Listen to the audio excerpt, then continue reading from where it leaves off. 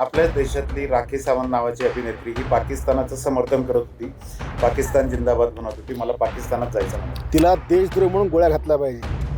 अशा बेताल महिला, ज्या महिलांच्या नावानं कलंक आहे, या भारतात जन्म घेती, भारतात पैसे कमवती, भारतामध्ये ऐशाराम करते आणि विरोधी देशात जाऊन त्याचा नारा मारती, तिला तिकडंच गाडलं पाहिजे. तिला आपल्या भारतात परत येऊ पण नाही दिलं पाहिजे. संजय राऊतची अवकात काय की एवढ्या मोठ्या दोन्ही देशाच्या विषयावर चर्चा करतो. बाळासाहेब ठाकरे असते तर प्रत्येक देशातला नागरिक बाळासाहेबांच्या आव्हानानुसार या युद्धाला तयार झाला असता. तिन्ही दलाच्या प्रमुखांनी, प्रधानमंत्र्यांनी हा निर्णय घेतला.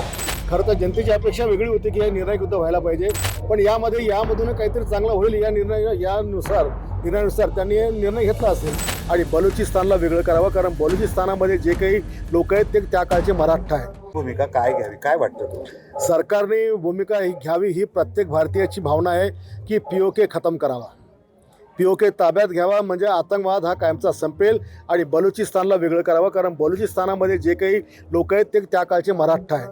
पानिपतच्या युद्धानंतर जे 42,000 सैन्य अब्दाली घेऊन गेला होता, त्यातले 20,000 सैन्य परत आले. ते हरियाणामध्ये रोड मराठा म्हणून राहू लागले, पण जे 22,000 सैन्य बलुचिस्तानमध्ये आले होते, आजही त्यांचं नाव आहे सलीम मराठा, अमुक कासिम मराठा, असे त्यांचे नाव, म्हणून ते मराठाच लोक आहेत आणि ते शिवरायांचे मावळे आहेत. आजही ते शिवरायांचा आदर्श जोपासतात, आजही ते आपल्या सणाप्रमाणे सण साजरे करतात, म्हणून ते आपले त्या काळचे मावळे, लढलेले मावळे आहेत. तो बलुचिस्तानसुद्धा सरकारने, आपल्या भारत सरकारने वेगळा करावा, ही देखील भारतवासियांची अपेक्षा आहे. पंतप्रधानांनी जो निर्णय घेतला युद्धविरामचा, तो योग्य आहे का? नाही, आता तिन्ही दलाच्या प्रमुखांनी, प्रधानमंत्र्यांनी हा निर्णय घेतला. खरं तर जनतेची अपेक्षा वेगळी होती की हे निर्णायक युद्ध व्हायला पाहिजे, पण यामधून काहीतरी चांगलं होईल या निर्णयानुसार त्यांनी निर्णय घेतला असेल. कदाचित त्यांची पुढची व्यूहरचना वेगळी असेल, पण POK ताब्यात घेणार ही तर भारताची भूमिका कायम आहे. केवळ फक्त आता व्हावं असं वाटत होतं, पण आता ते झालं नाही. आता याची कारणं काही दिवसात समोर येतीलच. भारत पाकिस्तान, आपल्या देशातली राखी सावंत नावाची अभिनेत्री ही पाकिस्तानाचं समर्थन करत होती. पाकिस्तान जिंदाबाद म्हणत होती. मला पाकिस्तानात जायचं म्हणत होती. तिला देशद्रोही म्हणून गोळ्या घातल्या पाहिजे.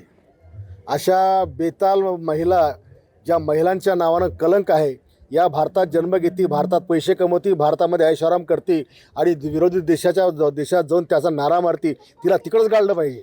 तिला आपल्या भारतात परत येऊ पण नाही दिलं पाहिजे. या तणावाच्या प्रसंगी संसद अधिवेशन बोलवलंय युद्धाच्या पार्श्वभूमीवर, काय वाटतं? हे आता विरोधी पक्षाचं तर म्हणायचं कामच असते, पण जसं प्रधानमंत्री मोदयांनी प्रत्येक वेळेला देशातल्या प्रत्येक पक्षाच्या दलांना बोलून माहिती दिली, तशा प्रकारे ही देखील माहिती सगळ्यांना मिळायला पाहिजे. सरकार जरी म्हणत असलं तरी पहलगाम हल्ल्याचे जे काही 6 किंवा 4 आतंकवादी आरोपी आहेत ज्यांनी गोळ्या झाडल्या, ते अद्यापही सापडलेले नाही. पहलगाम हल्ल्याचा बदला एवढ्याशा हल्ल्यानं पूर्ण होत नाही, कारण पाकिस्तानने आम्हाला खूप घाव दिलेले आहेत. एक विषय नाही आहे आणि म्हणून त्या 4 आतंकवाद्याला जरी आपण पकडू शकलो नसलो, पण आतंकवाद्यांना जबर या ठिकाणी बसलेली आहे. पण ही एवढी कारवाई भारताच्या लोकांना याच्यावर समाधान नाही आहे. बाळासाहेब ठाकरे असते तर प्रत्येक देशातला नागरिक बाळासाहेबांच्या आव्हानानुसार या युद्धाला तयार झाला असता. आणि तसंही तुम्हाला सांगतो मी की जे मी अनुभवलं, प्रत्येक तरुण, प्रत्येक म्हातारा ज्याच्या अंगात ताकद नाही, तोही या युद्धामध्ये स्वतःला झोकून द्यायला तयार होता. प्रत्येकजण माझ्यावर काय जबाबदारी येऊ शकते या तयारीमध्ये होता. त्याच्यावेळी पाकिस्तानची लढाई केवळ आर्मीची लढाई नाही, तर भारतातल्या प्रत्येक नागरिकाची लढाई होती. कारण पाकिस्तानबद्दल जो काही देशभावना ही भारताच्या प्रत्येक माणसाच्या मनामध्ये ते काही रुजलेली होती आणि भारताचं पाकिस्तानचा बदला घेण्याची भूमिका ही प्रत्येक नागरिकांची होती. कारण पाकिस्तानने काही एक घाव आम्हाला दिलेला नाही. पाकिस्तानने 35 वर्षामध्ये कितीतरी लोकांचे बळी घेतले, आपल्या आर्मीचे बळी घेतले, आमच्या जवानांचे मुंडके छाटून त्या मुंडक्यांसोबत फुटबॉल खेळले, महिलांच्या आबरू लुटल्या, त्यांचा धर्म पाहून त्यांच्या लिंगतापासून गोळ्या घातलेल्या आहेत. त्याच्यामुळे चीड तर प्रत्येक भारतीयाच्या मनामध्ये होतीच. सध्या युद्धाध्यक्ष यांनी मध्यस्थी केल्याचा आरोप करत संजय राऊत म्हणतात की त्यांना कोणत्या अधिकार आहेत की या दोन देशांमध्ये पडण्याचा अधिकार आहे? नाही, पहिली गोष्ट तर प्रत्येक भारतीयाला असं वाटत होतं की हे निर्णायक युद्ध होईल आणि POK ताब्यात घेतल्याशिवाय आता भारत थांबणार नाही आणि आतंकवाद कायमचा संपूर्णच भारत गप बसेल असं सगळ्यांना वाटत होतं. पण अचानकपणे देशाच्या पंतप्रधानांनी हा युद्धविराम केला, त्याच्यामुळे सगळ्यांना आश्चर्य पण या गोष्टीचं वाटत आहे. पण संजय राऊत त्याच्यावर कोणत्या अधिकारांनी विरोधी पक्षांना विश्वासात न घेता हा निर्णय घेतला? नाही, आता संजय राऊतची अवकात काय की एवढ्या मोठ्या दोन्ही देशाच्या विषयावर तो चर्चा करतो. आता देशाच्या प्रधानमंत्र्यांनी किंवा आपल्या तिन्ही दलांनी जो निर्णय घेतला असेल, हा काहीतरी पुढचा विचार ठेवूनच काहीतरी विचार केला असेल. असं काही सहज कोणाच्या सांगून भारत गप बसला नसता.